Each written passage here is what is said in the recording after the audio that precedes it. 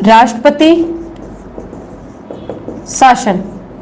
राष्ट्रपति शासन, राष्ट्रपति शासन जो है वो आपको मिलता है अनुच्छेद 356 में। राष्ट्रपति शासन आपको कहाँ मिलेगा? अनुच्छेद 356 में। अब समझो, इसको भी अपन उसी पॉइंट से समझेंगे जैसे अपन ने पहले समझा था। घोषणा, कारण, ठीक है, कितने समय में अनुमोदन, मतलब कितने समय में लोकसभा में पारित होना आवश्यक, कितने समय तक जारी रहेगा, क्या प्रभाव पड़ेगा और प्रयोग इसका आज तक हम कितनी बार कर चुके हैं, ये डिस्कस करेंगे। अब देखो, राष्ट्रपति शासन अनुच्छेद 356 में किन कारणों से घोषणा की जाती है? अब समझो, यहां कारण क्या है? अनुच्छेद 356 कहता है यदि राज्य में संवैधानिक तंत्र विफल हो जाए। यहां समझने वाली बात क्या है? अगर राज्य संविधान के अनुसार कार्य नहीं करे, अगर राज्य संविधान के अनुसार कार्य नहीं करे तो उसे रोकने वाला तो कोई होना चाहिए ना। तो रोकता कौन है? केंद्र। उसे संविधान के अनुसार कार्य करने के लिए मजबूर कौन करता है? केंद्र। ठीक है, तो संवैधानिक तंत्र विफल हो जाए तो आप राष्ट्रपति शासन की घोषणा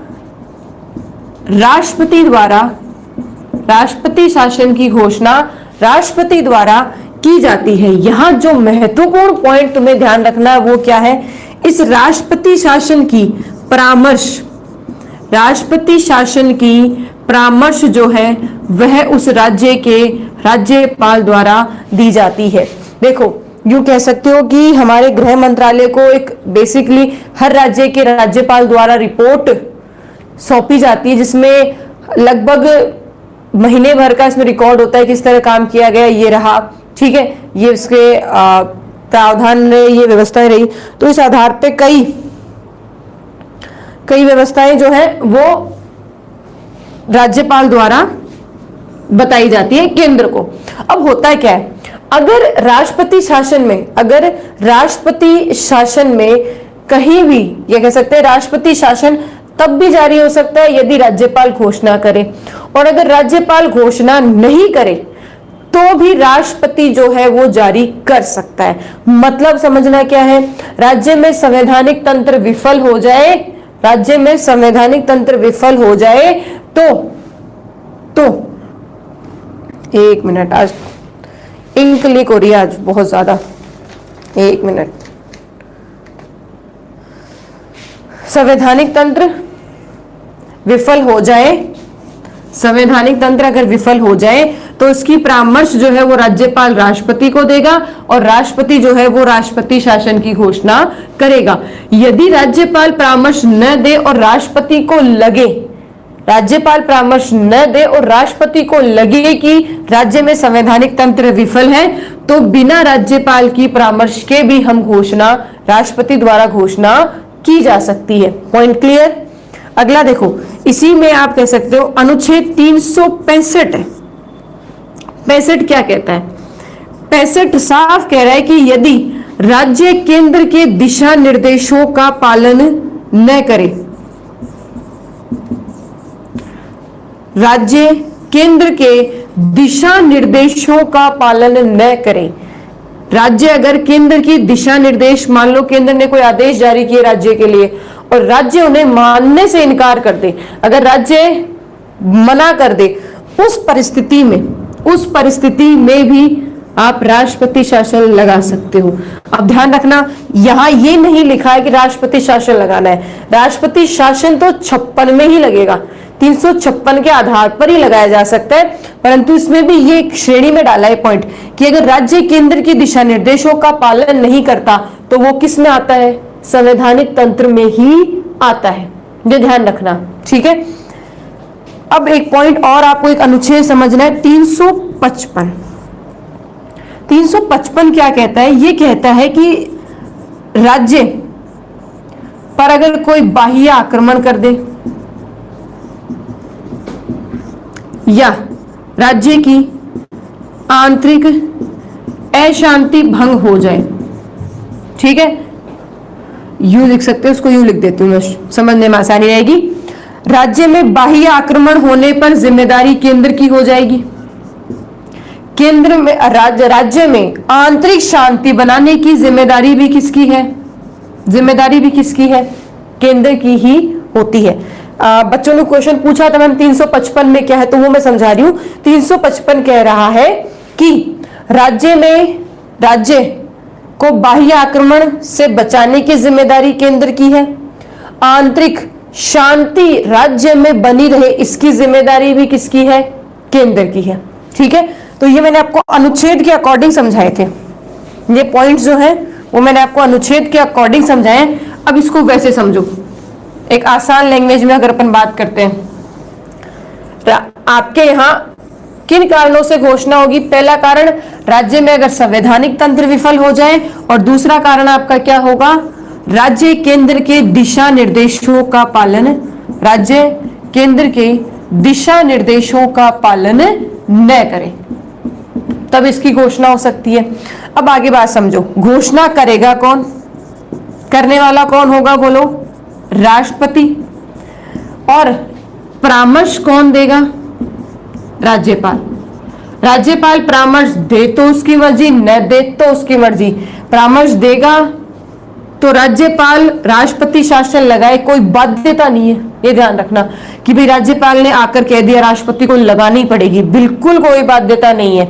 दूसरी बात, अगर परामर्श नहीं देता तो राष्ट्रपति स्वयं भी राष्ट्रपति शासन की घोषणा कर सकता है, बिना राज्यपाल के परामर्श के भी। ठीक है, अब अपन बात करते हैं अनुमोदन की, इस पॉइंट पे डिस्कस करते हैं अनुमोदन। अनुमोदन में आपको क्या ध्यान रखना है? अनुमोदन का मतलब है पारित करना, और यहां पारित करने को पॉइंट को समझो। लोकसभा व राज्यसभा में 2 माह के भीतर पारित करवाना आवश्यक होगा। यहां समय सीमा क्या है बच्चों? यहां समय सीमा है 2 माह। समय सीमा क्या है? 2 माह। लोकसभा और राज्यसभा में 2 महीने के भीतर पारित होना आवश्यक है। 2 महीने में पारित होगा, और मुझे बताओ कौन से बहुमत से होगा? कौन से बहुमत से होगा? साधारण बहुमत से पारित करवाया जाएगा। 2/3 नहीं चाहिएगा, किस बहुमत से होगा? साधारण बहुमत से पारित करवाया जाएगा। अब देखो, इससे अगले इसी में समझना, अगर लोकसभा भंग हो जाए, अगर लोकसभा नहीं हो, तो केवल राज्यसभा की अनुमति से भी राष्ट्रपति शासन को जारी रखा जा सकता है। समझे पॉइंट? पारित कब से कब तक? लोकसभा राज्यसभा दोनों में 2 महीने में पारित होना जरूरी, साधारण बहुमत से पारित करेंगे, और अगर लोकसभा भंग हो जाए तो राज्यसभा की अनुमति से भी इसे जारी रखा जा सकता है। आगे पॉइंट समझ में? तो हमने 2 चीजें समझ ली कि अगर संवैधानिक तंत्र विफल हो जाए या केंद्र के दिशा निर्देशों का पालन न करे, तो राज्यपाल की परामर्श हो या ना हो, राष्ट्रपति शासन की घोषणा कर सकता है। ठीक है, दूसरा इसमें पॉइंट क्या है? अनुमोदन। राष्ट्रपति शासन लगा तो दिया जाए, पर लगाने के बाद लोकसभा राज्यसभा में 2 महीने के भीतर पारित करवाना आवश्यक, और साधारण बहुमत से पारित होगा। अगर लोकसभा नहीं हुई तो राज्यसभा की अनुमति से भी इसको जारी रखा जा सकता है। अगला पॉइंट समझो, समय। इससे एग्जाम में क्वेश्चन तैयार रहता है हर बार। समय में क्या होगा? एक बार अगर आपने पारित करवा लिया तो कितने महीने? 6 महीने। पुनः पारित करवा लिया, उन्हें कितने महीने? 6 महीने। इस प्रकार पारित करवाते करवाते अधिकतम ध्यान रखना, राष्ट्रपति शासन केवल अधिकतम 3 साल तक ही जारी रहेगा, अधिकतम, इससे ज्यादा जारी नहीं रहेगा। पॉइंट समझे? अधिकतम 3 साल तक ही जारी रहेगा, 3 से ज्यादा जारी नहीं रहेगा। समझना क्या है वो देखो, समझना पॉइंट क्या है? अधिकतम 3 वर्ष, अब 3 वर्ष तो हो गया अधिकतम, पर यहां एक कंडीशन है कि 1 साल बाद है ना निम्न 2 परिस्थितियों में बढ़ा सकते हो। ठीक है, 44वें संविधान संशोधन 1978 में इस कंडीशन को जोड़ा गया था कि 1 साल बाद, जैसे मान लो 6 माह फिर 6 माह, जैसे ही साल भर हो गया, 6 महीने साल भर हो गया, साल भर होते ही अगर आपको 1 साल से आगे बढ़ाना है, भाई 3 की बात नहीं भी, अगर 1 साल से आगे बढ़ाना है तो यह 2 परिस्थितियां होंगी तभी साल भर से आगे बढ़ेगा। अगर ये दोनों परिस्थितियां नहीं हुई तो 1 साल में ही उसे खत्म करना पड़ेगा। ठीक है, परिस्थिति पहली क्या होगी कंडीशन, अगर देश में राष्ट्रीय आपातकाल की घोषणा हो जाए, या अगर देश में राष्ट्रीय आपातकाल जारी हो, चल रहा हो। अगर राष्ट्रीय आपातकाल है तो आप बढ़ा सकते हो, 1 वर्ष से आगे बढ़ सकते हो। दूसरी कंडीशन क्या है, यदि निर्वाचन आयोग चुनाव करवाने में असक्षम हो, चुनाव करवाने में असक्षम हो तो निर्वाचन आयोग कहती है कि और आगे बढ़ाया जाए, अभी हम वहां चुनाव नहीं करवा सकते। ठीक है, अभी अपन चुनाव नहीं करवा सकते। पॉइंट समझे या नहीं समझे?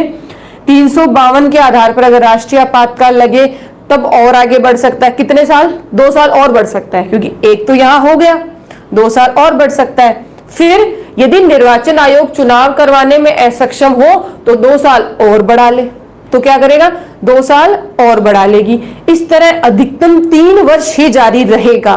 कुछ बच्चों के अभी कमेंट्स आने शुरू हो गए, मैडम एक बात बताओ, हमने है ना पढ़ा है कि पंजाब में सबसे ज्यादा लगा 5 वर्ष, ये होना संभव कैसे हुआ? ठीक है, पंजाब में सबसे ज्यादा लगा और 5 वर्ष हुआ, ये संभव कैसे हुआ? ये संभव ऐसे हुआ कि आपके यहाँ 3 वर्ष तक तो आराम से लगा, 3 वर्ष तक तो कोई दिक्कत ही नहीं थी। फिर क्या किया, संविधान में संशोधन किया। ध्यान से समझना इस बात को, संविधान में संशोधन ये नहीं किया कि 3 साल से आगे बढ़ा दो ना, संविधान में संशोधन किया और कहा कि पंजाब का राष्ट्रपति शासन और आगे बढ़ाया जाए साल भर। फिर साल भर हो गए, 4 साल ही हुए। फिर संविधान संशोधन किया, फिर 6 महीने बढ़ाया।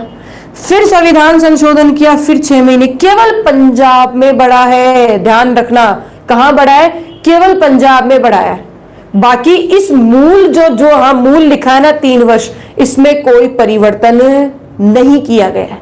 मूल में 3 वर्ष में कोई परिवर्तन नहीं है, केवल पंजाब में कार्यकाल बढ़ाने के लिए है ना, वहां बार बार संविधान संशोधन किया और बार बार संविधान संशोधन करने के पश्चात अधिकतम 5 वर्ष उसमें था। ठीक है, ये आप ये कह सकते हो एक तरह से अपवाद है, आगे भी जा सकता है। 3 वर्ष अधिकतम है, संविधान 3 की बात कर रहा है। 3 से आगे बढ़ाओ तो संविधान में संशोधन कर लो। ठीक है ना, संविधान में संशोधन कर लो। ये समझ में आया नहीं आया? फर्स्ट ग्रेड का बच्चा, रिट का बच्चा, पटवार का बच्चा, कांस्टेबल का बच्चा, सबके लिए राष्ट्रपति शासन में समय जो है, समय और प्रभाव, इन 2 से एग्जाम में क्वेश्चन अच्छे बनते हैं, ये ध्यान रखो। तो समय मैं एक बार फिर रिपीट कर देती हूं, डाउट रहे तो कमेंट बॉक्स या चैट बॉक्स में लिख देना, मैं समझा दूंगी आपको। ठीक है, देखो, एक बार पारित होने पर 6 माह, एक बार पारित होने पर 6 माह, पुनः पारित होने पर पुनः 6 माह। इस प्रकार आप अधिकतम 3 साल तक राष्ट्रपति शासन लगा सकते हो, परंतु 1 वर्ष पश्चात, मतलब 3 साल के खत्म होने से पहले 1 साल अगर हुआ तो 1 साल बाद आप निम्न 2 परिस्थितियों में और 2 साल बढ़ा सकते हो, टोटल 3 हो गए। ठीक है, निम्न परिस्थितियों में 2 वर्ष और बढ़ा सकते हो। अनुच्छेद 352 के आधार पर अगर देश में राष्ट्रीय आपातकाल या तो लग जाए या पहले से लगा हो तो जारी हो, उस परिस्थिति में और 2 साल बढ़ा लेंगे। निर्वाचन आयोग अगर चुनाव करवाने में, उस राज्य में चुनाव करवाने में असक्षम है तो आप उस राष्ट्रपति शासन को 2 साल और आगे बढ़ा सकते हो। आया समझ में? अब चलते हैं अपन आगे प्रभाव के ऊपर। किस पे चलते हैं? प्रभाव पे। अब प्रभाव को समझो, प्रभाव क्या कहता है। प्रभाव में सबसे पहले बिंदु को आपको ध्यान रखना है। प्रभाव में जो है वो सबसे पहला पॉइंट क्या टच करता है कि केंद्र चाहे तो राज्य कार्यपालिका की शक्तियां छीन सकता है। आप यूं समझो कि केंद्र चाहे तो राज्य की जो कार्यपालिका की जो काम है, ठीक है, राज्य कार्यपालिका के जो कार्य है वह केंद्र द्वारा किए जाएंगे। मतलब जैसे ही राष्ट्रपति शासन लगते ही उस राज्य में जो कानून लागू करने के कार्य हैं वो कौन करेगी? केंद्र करेगी। ठीक है। दूसरा पॉइंट आपको क्या करना है, राज्य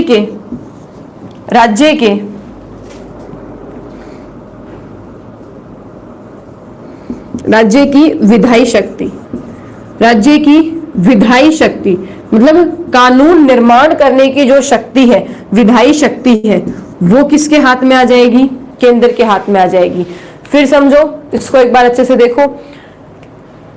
केंद्र राज्य की कार्यपालिका शक्ति को, केंद्र राज्य की कार्यपालिका शक्ति को प्राप्त करेगा या कार्यपालिका के कार्य केंद्र खुद करेगा।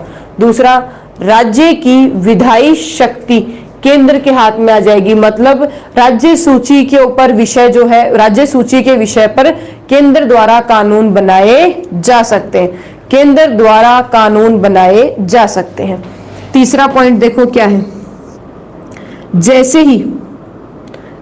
ही आपातकाल की क्या हुई है, समझ लो, जैसे ही आपातकाल की घोषणा हुई है, घोषणा होते ही उस राज्य की सरकार को भंग किया जा सकता है।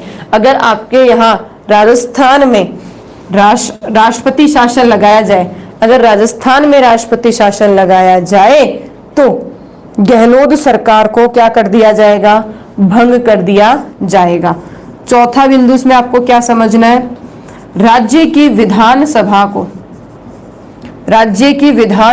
को भंग किया जा सकता है। अभी समझाऊंगी कैसे होता है, अभी आगे और डिस्कस करेंगे। राज्य की विधानसभा को भी आप क्या कर सकते हो? भंग कर सकते हो। पांचवा, राज्य के वित्तीय निर्णय, राज्य के वित्तीय निर्णय भी कौन लेगा? केंद्र ही लेगा। ठीक है। अब वित्तीय निर्णय भी केंद्र लेगा। आगे, वित्तीय निर्णय अगर केंद्र लेगा तो कितना खर्च करना है, कितना आया, कितना गया, ये सारे निर्णय ही कौन लेगा? केंद्र द्वारा। सारे निर्णय जो होंगे वो किसके द्वारा लिए जाएंगे? बताओ जरा। अगर मैं ये कहती हूं भाई, अगर मैं ये कहती हूं कि सारे जो निर्णय, मतलब ये ऑलमोस्ट समझो कि राज्य की चाहे कार्यपालिका हो, चाहे विधायी शक्तियां हो, चाहे कार्य विधायी हो, कानून लागू करने की हो, तो ये सारी जो शक्तियां वो केंद्र के हाथ में हो जाती हैं। पर एक पॉइंट टू बी नोटेड, आपको क्या करना है, नोट लगा के ध्यान रखना है, केंद्र के हाथ में, केंद्र के नियंत्रण में राज्य होगा। ठीक है। परंतु उच्च न्यायालय के किसी भी मामले में केंद्र हस्तक्षेप नहीं करेगा। यह विशेष तौर पे ध्यान रखना है। लगभग राष्ट्रपति शासन में केंद्र के हाथ में पूरा राज्य आ जाता है, पूरा राज्य आ जाएगा। ठीक है, पूरा राज्य आ जाएगा। और पर उस राज्य पर अधिकार तो होगा, परंतु उस राज्य के उच्च न्यायालय के कार्यों में राष्ट्रपति हस्तक्षेप नहीं करेगा। यह आपको विशेष तौर पे ध्यान रखना है। उच्च न्यायालय के कार्यों में हस्तक्षेप नहीं होगा। प्रभाव को एक बार फिर रिपीट करती हूं, केंद्र राज्य के कार्यपालिका के शक्तियां छीन लेता है या केंद्र राज्य की कार्यपालिका के काम करता है। ठीक है, मतलब अपने नियंत्रण में ले लेता है। राज्य की विधायी शक्ति केंद्र के हाथ में होगी, मतलब राज्य सूची के विषय पर केंद्र कानून बनाएगा। घोषणा होते ही सरकार को भंग कर सकते हो, जो भी राज्य की सरकार है उसको भंग किया जा सकता है। राज्य की विधानसभा को भी भंग कर सकते हो, समाप्त कर सकते हो। ठीक है। और राज्य के वित्तीय निर्णय भी कौन लेगा? केंद्र ही लेगा। परंतु उच्च न्यायालय में हस्तक्षेप केंद्र द्वारा नहीं किया जाएगा। अब हुआ क्या, अब इसमें एक पॉइंट और, चलो एक पॉइंट और आपको ध्यान रखना है। बच्चे कई बार पूछते हैं मैडम न्यायिक समीक्षा की जा सकती है क्या? तो बिल्कुल राष्ट्रपति शासन की न्यायिक समीक्षा हो सकती है कि राष्ट्रपति शासन को किसी राज्य में किस आधार पर लगाया। अब एक राष्ट्रपति शासन की खास बात समझो। राष्ट्रपति शासन में क्या होता है, ये राज्य है और ये केंद्र है। अगर केंद्र में सरकार बीजेपी की और राज्य में सरकार मान लो कोई भी कांग्रेस, अब मुझे एक बात बताओ, ये जो राज्यपाल होगा, राज्यपाल की नियुक्ति राष्ट्रपति करता है, राष्ट्रपति को परामर्श प्रधानमंत्री देता है, प्रधानमंत्री बीजेपी का, तो राज्यपाल का भी जो बैकग्राउंड होगा या राज्यपाल भी देखा जाए तो जुड़ा किससे होगा, बीजेपी से जुड़ा होगा। अब देखो राज्य का राज्यपाल जो है उसका बीजेपी से जुड़ा और सरकार कांग्रेस की, टकराव है या नहीं है? यहां भी टकराव है। अब क्या होगा, ये पार्टी अपने राजनीतिक फायदों के लिए राष्ट्रपति शासन लगा सकती, नहीं लगा सकती अपने, भाई अगर यहां सरकार भंग हो जाए, विधानसभा भंग हो जाए, चले जाए, फिर चुनाव हो और हो सकता है नए चुनाव में बीजेपी को बहुमत मिल जाए, हो सकता है वो इसी उम्मीद में करते हैं कि भाई अगर कांग्रेस, अगर मतलब एक उदाहरण बता रही हूं मैं आपको, किसी पार्टी विशेष के लिए मैं आप यहाँ न लाएं, हो सकता है कोई कांग्रेस का समर्थन हो, कोई बीजेपी का समर्थक हो, मैं किसी पार्टी विशेष की बात नहीं कर रही हूं, आप केवल पॉइंट को समझने की कोशिश करना प्लीज, ठीक है। बीजेपी अगर केंद्र में है, कांग्रेस अगर राज्य में है, तो इस परिस्थिति में शासन लगाया जा सकता है और यहाँ की सरकार और विधानसभा दोनों को भंग किया जा सकता है, ठीक है, दोनों को भंग किया जा सकता है और वापस चुनाव होंगे। अब हुआ क्या, ऐसा होता है क्या आप कहते हो मैडम? बिल्कुल होता है, बिल्कुल होता है। एक विवाद पढ़ेंगे अपन, SR बंबई विवाद 1994 का। इस विवाद को बिल्कुल इसी आधार पर रखा गया कि भाई आप राष्ट्रपति शासन को लेकर विवाद कई हुए, इसमें ऐसा हो सकता है, नहीं हो सकता है, न्यायिक समीक्षा होगी नहीं होगी, अन्य विवाद। अब देखो हुआ क्या, इस विवाद के अंदर SR बंबई विवाद में जो निर्णय आए वो आपके एग्जाम के पॉइंट ऑफ व्यू के लिए बड़े ही महत्वपूर्ण है, वो समझो। अब देखो होता क्या है, अगर केंद्र की बात राज्य नहीं माने तो ऐसा नहीं है कि भाई बात नहीं मानी लगा दो राष्ट्रपति शासन, ऐसा नहीं होगा। क्या कहता है कि आप उसे बार बार समझाओ, वार्निंग दो, क्योंकि राष्ट्रपति शासन जो है वह राष्ट्रपति शासन जो है वह अंतिम उपाय होना चाहिए।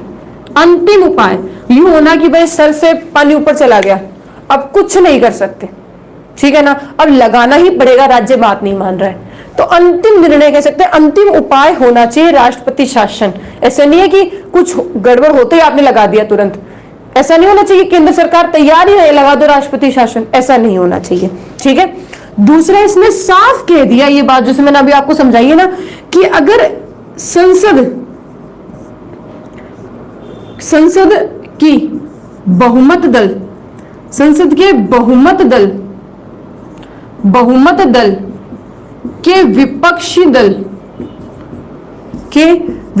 दल यदि राज्य में है, अभी बता रहा है ना बीजेपी और कांग्रेस, अगर विपक्षी दल राज्य में है, विपक्षी दल अगर राज्य में है, तो आप इस आधार पर नहीं लगाओगे राष्ट्रपति शासन कि केंद्र में भी यह पार्टी तो राज्य में भी यही पार्टी होनी चाहिए, ऐसा नहीं होना चाहिए।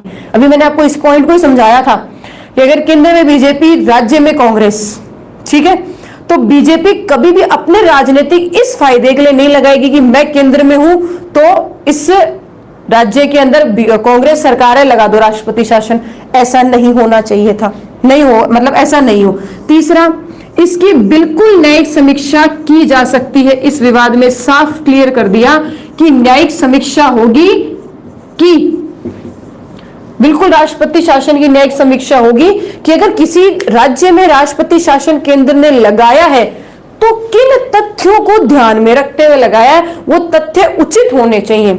अगर वह तथ्य उचित है तो राष्ट्रपति शासन जारी रहेगा, और अगर तथ्य उचित नहीं है तो समझो, तो उस राज्य की विधानसभा और उस राज्य की सरकार को, उस राज्य की विधानसभा व उस राज्य की सरकार को पुनः स्थापित किया जा सकता है, वापस लाया जाएगा। चौथा इसमें पॉइंट जो है वो समझो। चौथा पॉइंट ये कहता है, ये इस चीज पे गौर करता है कि घोषणा हुई ना तब तो केवल सरकार को भंग किया जाए, मतलब अगर घोषणा हुई तो केवल ये आपके प्रधानमंत्री जो मंत्री हैं इनको भंग करें, पूरी विधानसभा भंग नहीं होनी चाहिए, पूरी विधानसभा भंग नहीं होनी चाहिए। ठीक है, अब जिसने क्या कहा, जैसे ही घोषणा पारित हो जाती है, जैसे ही घोषणा क्या होगी, पारित, जैसे ही घोषणा पारित होगी तो अगर आप चाहें तो उस राज्य की विधानसभा को समाप्त कर सकते हैं। यह ऑप्शनल है, अगर संसद को आवश्यकता नहीं हो तो विधानसभा को भंग नहीं करती है, ठीक है ना, उसे समाप्त नहीं करती है। परंतु अगर संसद को लगे कि भंग करना है तो संसद पहले उसे पारित होगी, जैसे ही वो पारित होगी, पारित होने के बाद विधानसभा को समाप्त करेगी। ठीक है, विधानसभा समाप्त हो जाएगी। अब उस राज्य में न विधानसभा न सरकार, पूरा का पूरा नियंत्रण कौन कर रहा है, केंद्र ही करेगा। ठीक है, अब समझ में आया इसमें क्या पॉइंटर है। अब इसमें क्या होगा, केंद्र तब तक संभालेगी जब तक नए चुनाव होकर नई सरकार नहीं बन जाती। पॉइंट समझ में है, इसलिए मैंने आपको यहां कहा विधानसभा मान लो कल को भंग कर दी, समाप्त कर दी, चली गई। अब आगे कुछ समय बाद ये पता चला कि भाई वो तो, इसमें कंडीशन भी होती है, अगर समय काफी लंबा हो जाता है तो ये चीज विधानसभा वापस स्थापित नहीं की जा सकती। पर अगर मान लो कुछ निर्णय जल्दी आ जाता है और पता चलता है कि राष्ट्रपति शासन लगाने का तरीका गलत था, तथ्य उचित नहीं है, उस परिस्थिति में उस विधानसभा को जो समाप्त हो चुकी है उसे वापस स्थापित किया जा सकता है, उसे वापस लाया जा सकता है। ये आपके SR बम्बई विवाद 1994 के कुछ पॉइंट, कुछ पहलू, कुछ निर्णय है जो आपके एग्जाम के पॉइंट ऑफ व्यू से बहुत ज्यादा इंपॉर्टेंट है। ठीक है ना, आगे देखो, ये इसका प्रयोग का जो टॉपिक है वो पूरा हो गया। अब सॉरी, प्रभाव का। अब अपन प्रयोग की बात करते हैं कि राष्ट्रपति शासन जो है उसका प्रयोग कब, कहां, कैसे, कितने किया गया। प्रयोग में सबसे पहली बात आती है, सर्वप्रथम प्रयोग कहां हुआ, आप सबको पता है कहां हुआ, पंजाब 1951 में। बात आती है सर्वाधिक बार किसने लगाया, कहा जाता है इंदिरा गांधी के कार्यकाल में 50 से भी अधिक बार राष्ट्रपति शासन लगे थे, तो सर्वाधिक बार इंदिरा गांधी ने लगाया। ठीक है, और अगला पॉइंट क्या है,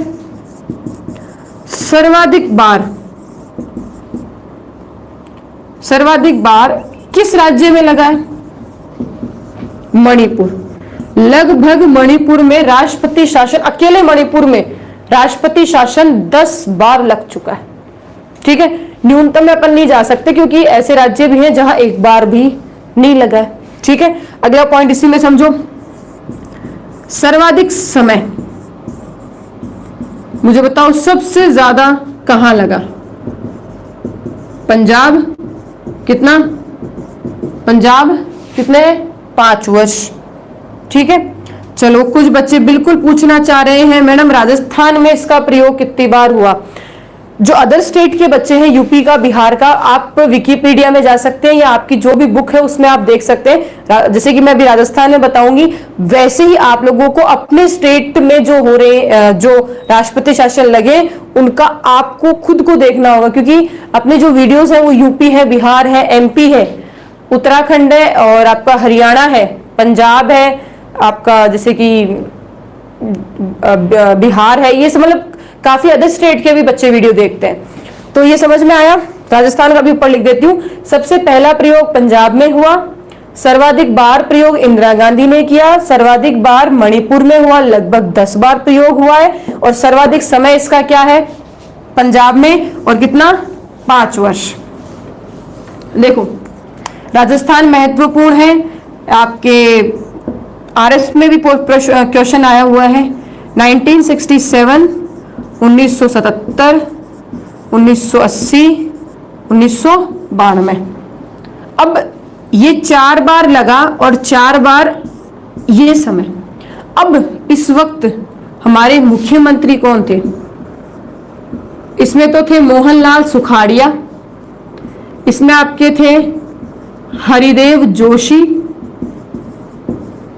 और इन दोनों में थे आपके भैरव सिंह शेखावत, भैरव सिंह शेखावत। ठीक है, ये आपके सीएम थे, ये भी आपको ध्यान रखना है।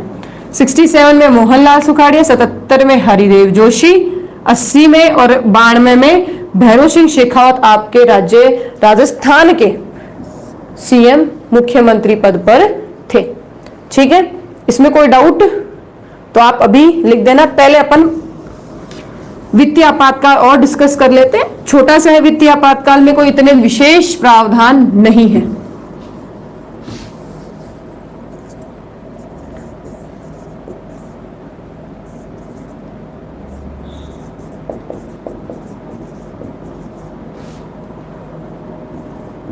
वित्तीय आपातकाल अनुच्छेद 360 देखो क्या कह रहा है।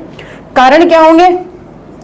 अगर आपके यहां देश की वित्तीय साख पर संकट उत्पन्न हो जाए, मतलब वित्तीय साख मतलब आप बाहर से जो सामान खरीदते हो तो आपको विदेशी मुद्रा चाहिए होती है। अगर वो विदेशी मुद्रा खत्म हो जाए, अगर आप बाहर से सामान नहीं खरीद पाओ, ठीक है, तो देश पर अगर देश की वित्तीय साख पर अगर संकट उत्पन्न हो जाए तो उस परिस्थिति में राष्ट्रपति द्वारा घोषणा वित्तीय आपातकाल की घोषणा की जाती है।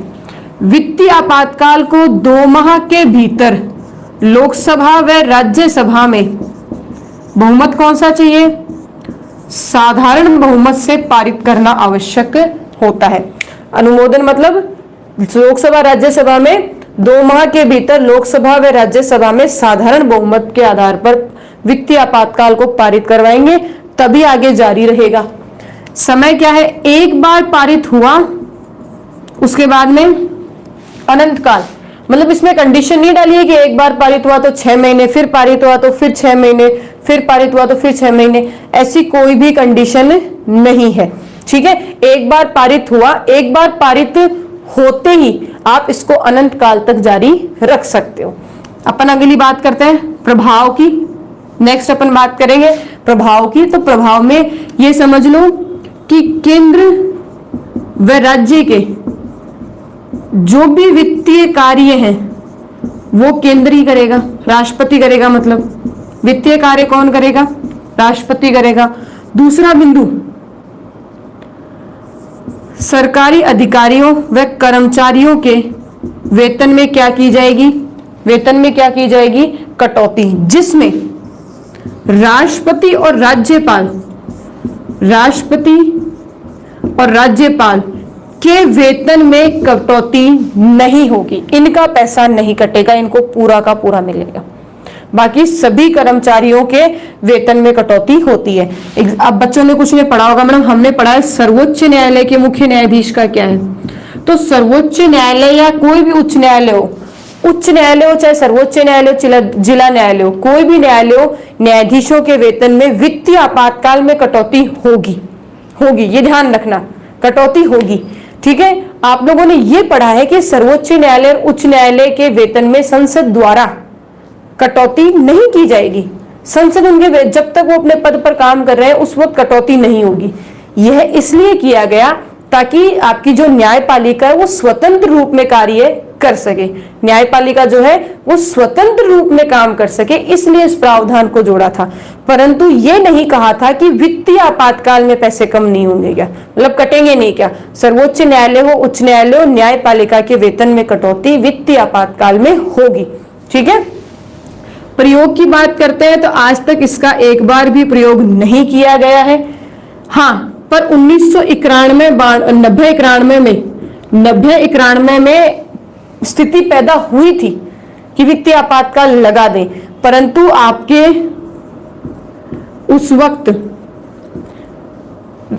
वक्त वित्त मंत्री थे मनमोहन सिंह, जिन्होंने एलपीजी गैस नहीं है ये, एलपीजी लिबरलाइजेशन, प्राइवेटाइजेशन, ग्लोबलाइजेशन, उदारीकरण, निजीकरण, वैश्वीकरण को अपनाकर वैश्वीकरण को अपनाकर वित्तीय आपातकाल लगने से हमें बचा लिया। देखो, वित्तीय आपातकाल छोटा इसलिए भी है क्योंकि हम देखते हैं वित्तीय आपातकाल इसलिए भी छोटा है क्योंकि इसका कभी प्रयोग ही नहीं हुआ, और जो आपातकाल जितनी बार प्रयोग लिया गया उसमें उतने ही परिवर्तन है, ये हमेशा गौर करना, ठीक है। अब परिवर्तन या जो संशोधन है वो राष्ट्रीय आपातकाल में भी हुए हैं, राष्ट्रपति शासन में भी हुए हैं, परंतु वित्तीय आपातकाल में कोई संशोधन नहीं हुआ क्योंकि इसका आज तक कभी प्रयोग ही नहीं किया गया। तो वित्तीय आपातकाल समझ गए। अब अगर किसी बच्चे को डाउट है तो वो अपने डाउट कमेंट बॉक्स में लिख दे, मैं पढ़ लूं, तब तक मैं आपके लिए कोई क्वेश्चन तैयार कर लेती हूँ, ठीक है। मैं बोर्ड पे क्वेश्चन लिखती हूँ, वो आप बताना मुझे, और आपके जो डाउट्स है वो कमेंट बॉक्स में लिख दो ताकि मैं पढ़ लूं।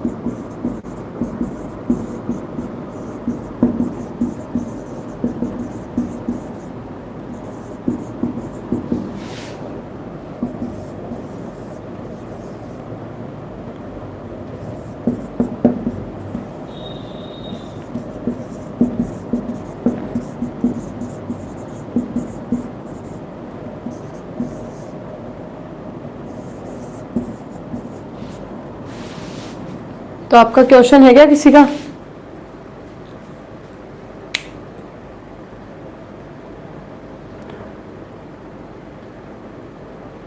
मैंने जो बोर्ड पे लिखा है वो लिखो।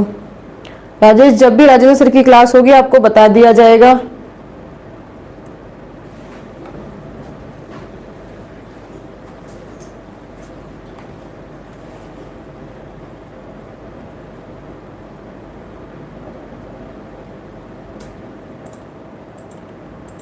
शिव, क्या पूछना चाह रहे हो?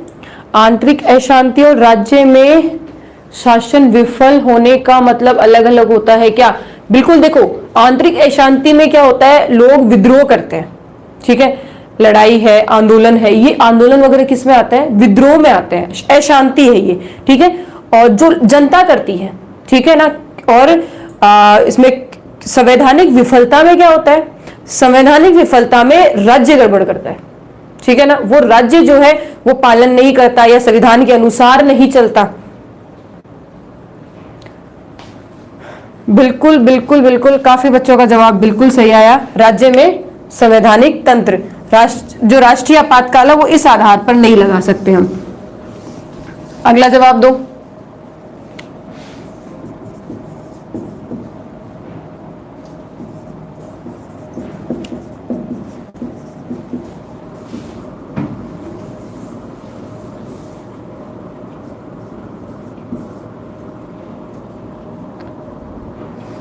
सोचने दो, अच्छा क्वेश्चन।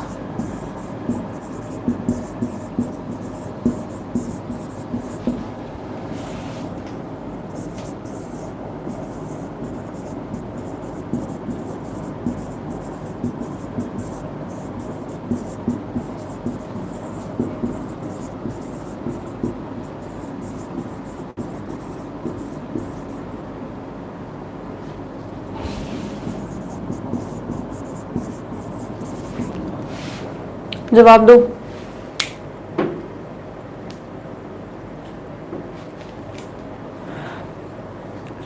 जो राज्य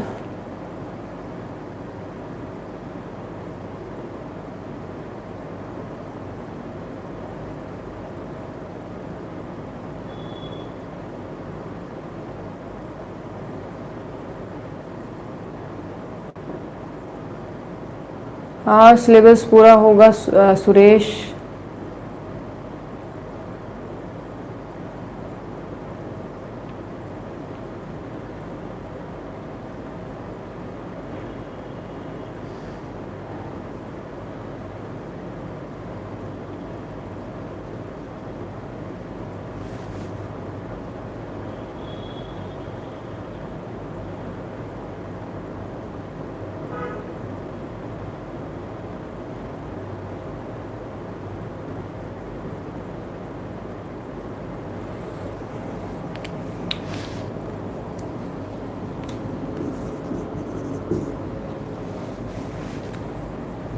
थोड़ा सा क्वेश्चन में आंसर्स जो थे वो गड़बड़ थे, चेक करो।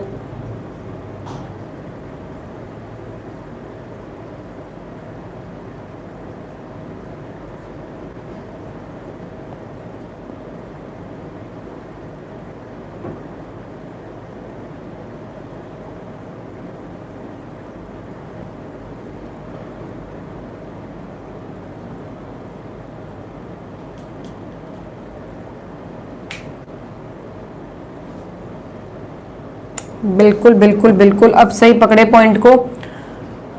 देखो, मूल अधिकारों को समाप्त करने के लिए घोषणा करनी पड़ती है राष्ट्रपति को, ये हमने पढ़ा था। मूल अधिकारों में अनुच्छेद 19 स्वतः ही निलंबित हो जाता है, ये भी हमने देखा था। मूल अधिकारों में अनुच्छेद 20 और 21 निलंबित नहीं होते हैं, ये भी हमने देखा था। पर सभी मूल अधिकार निलंबित हो जाते हैं, इसमें सभी होंगे, ये बात सही है, पर ये लिखना पड़ेगा कि अनुच्छेद 20 और 21 नहीं होंगे। ठीक है, ठीक है ना। आगे अगला क्वेश्चन।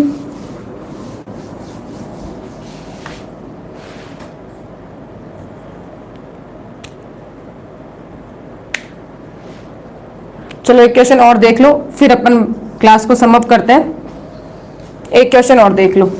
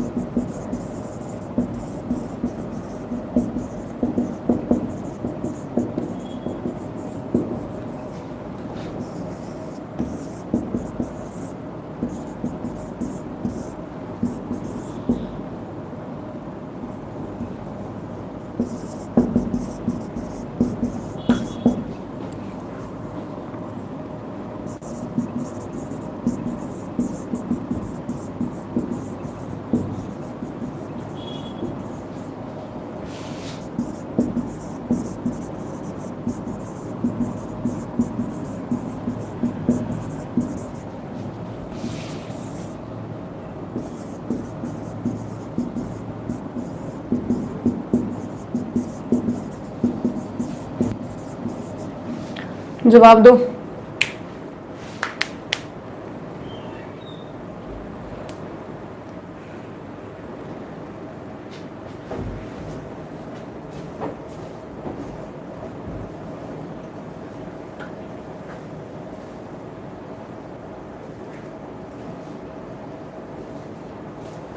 ये रखता है कि नहीं लिख सकते अपन। थोड़ा सा क्या लैंग्वेज में हो जाता है, अभी जस्ट खड़े खड़े याद आते हैं ना क्वेश्चंस।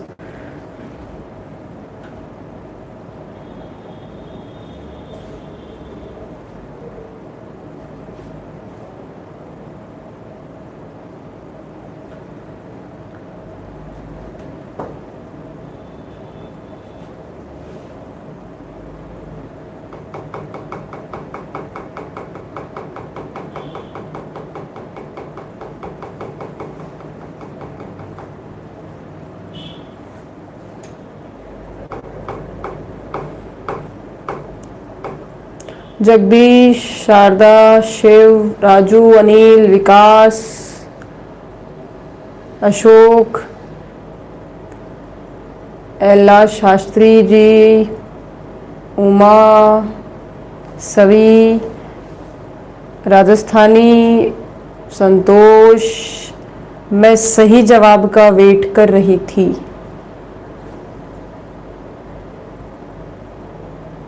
आलम ये बढ़िया है, 2 3 4 सारे थोड़ी ना होते।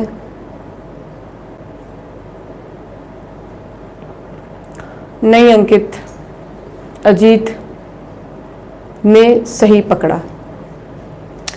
बिल्कुल अजीत सही है। मैं वेट कर रही थी किसी एक का भी सही जवाब आ जाए तो मैं बता दूं फिर। मैम 3 ही है। 3 कैसे है बेटा? तीसरा तो मैंने अभी आपको समझाया, अभी। बताओ 15 मिनट पहले पढ़ाई हुई चीज में गड़बड़ कर रहे हो आप लोग। भारती 4 कैसे होगा? आप तो सबने पकड़ ही लिया। अब मुझे कोई ये भी लिखेगा कि बी क्यों है, कारण भी आज तुम्ही से पूछ लेती हूं मैं। चलो बी क्यों है बताओ। मैं देखना चाह रही हूं कि किसने मेरी बात को पकड़ा है।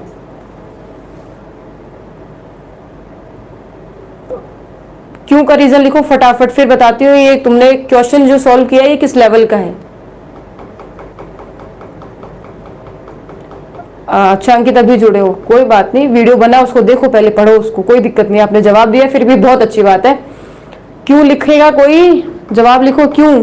क्यों बी सही किया है मुझे बताओ। इसका आंसर बी क्यों है? 2 नंबर क्यों है? बी सही है यशपाल, ए नहीं है। 2 नंबर सही है, पर कोई मुझे इसका क्यों का जवाब दे देगा।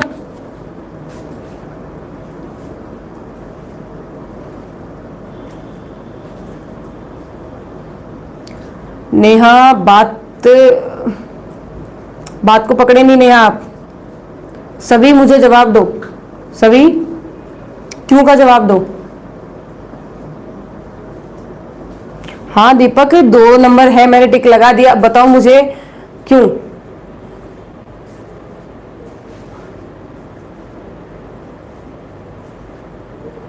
संतोष कहाँ गई? हाँ शारदा आपके इस जवाब का मैं देती हूं।